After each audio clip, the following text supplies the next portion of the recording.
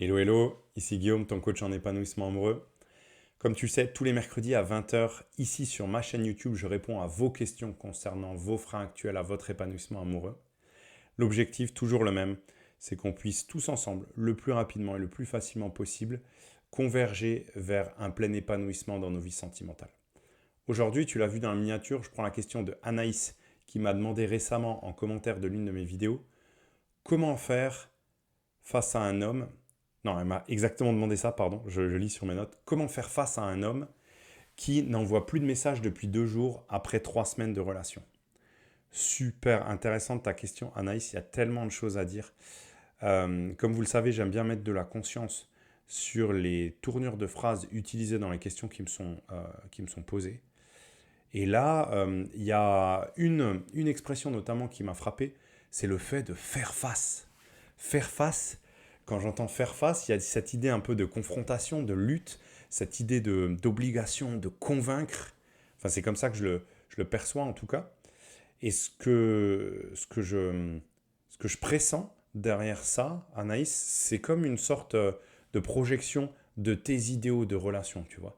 C'est-à-dire que dans ta vision des choses, c'est pas normal d'avoir un silence radio de 2 jours après 3 semaines de relation. Euh, En fait, dans ta vision des choses, j'ai l'impression qu'il y a vraiment des standards à respecter dans un début de relation. Et si on s'en écarte, c'est qu'il y a quelque chose de pas normal. D'accord?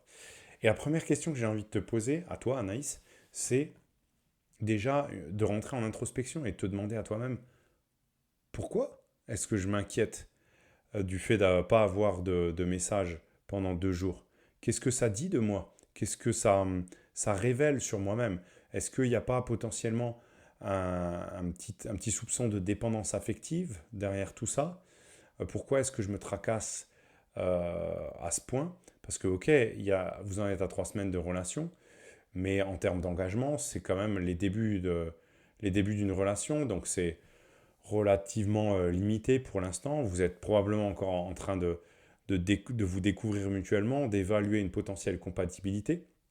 Donc, voilà, commencez par te poser cette question. Pourquoi ça m'affecte à ce point-là? Qu'est-ce que ça dit de moi et de mon fonctionnement dans ma vie sentimentale?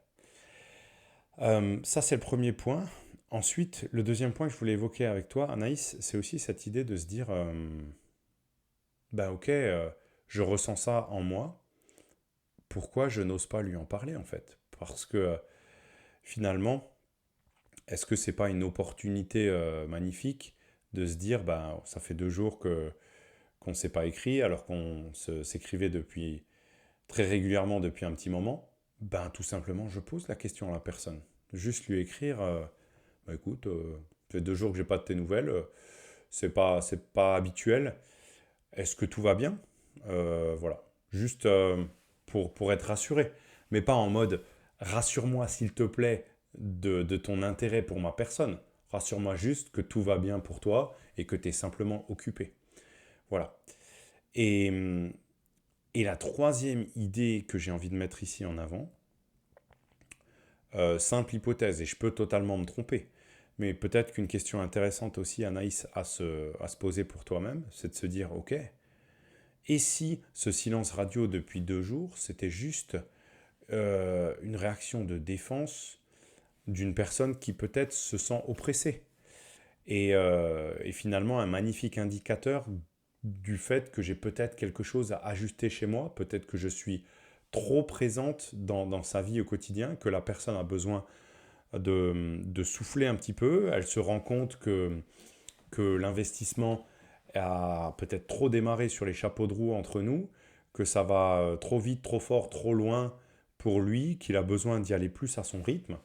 Auquel cas, encore une fois, c'est bien d'en parler entre vous, de mettre à plat les envies et les besoins de chacune des deux personnes investies dans cette relation pour bien se comprendre et bien identifier comment vous pouvez mutuellement nourrir vos envies et vos besoins respectifs dans ce début de relation, quoi. Et que tout de suite la communication elle soit saine entre vous, qu'il n'y ait pas de non-dit. Voilà, tout de suite on met les pieds dans le plat et on instaure des bonnes habitudes de communication. Voilà un petit peu ce que je voulais te partager, Anaïs.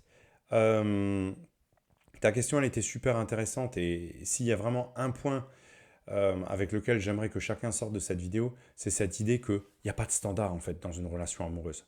Chacun, c'est aux deux personnes investies dans la relation amoureuse, ou plus, hein, je ne fais pas de catégorisation, chacun mène les relations amoureuses qu'il a envie. En tout cas, toutes les personnes investies dans une relation, c'est à elles de discuter entre elles de leurs besoins respectifs, de leurs envies respectives, plutôt que d'essayer de suivre à la lettre une recette qu'on nous a répétée un peu partout autour de nous, dans les comédies romantiques hollywoodiennes, dans les chansons d'amour, dans les contes de fées, etc. Voilà. Et n'essayons pas d'appliquer la recette à la lettre comme si c'était la voie royale vers l'épanouissement et le bonheur. La voie royale vers l'épanouissement et le bonheur, c'est avant tout de suivre son cœur, d'écouter nos besoins et nos envies et de toujours rester aligné avec soi-même. Anaïs, j'espère que ça t'aide, ces quelques idées partagées ici. N'hésite pas à rebondir en commentaire si tu veux ajouter certaines choses. N'hésitez pas, vous aussi qui avez regardé cette vidéo jusqu'à la fin, à partager vos impressions en commentaire, à me poser vos propres questions concernant vos freins actuels à l'épanouissement amoureux en dessous de cette vidéo ou de n'importe laquelle des autres vidéos sur ma chaîne. Par contre, si vous attendez une réponse rapide de ma part, privilégiez plutôt le fait de me suivre sur Facebook et de me poser directement la question en message sur Facebook. Ça me permet de vous répondre rapidement en vocal. Parce que, effectivement, avant que je publie une réponse ici, ça peut parfois prendre plusieurs semaines. Et d'ailleurs, sur Facebook, je vous mets le lien vers mon profil dans la description en dessous de cette vidéo. Là-bas, je partage pas mal d'idées personnelles, d'idées un petit peu plus profondes. Donc, n'hésitez pas à me suivre là-bas. Voilà, je vous laisse là-dessus. Merci Anaïs pour ta question. Bonne soirée à tous, bonne semaine et à la semaine prochaine. Bye bye.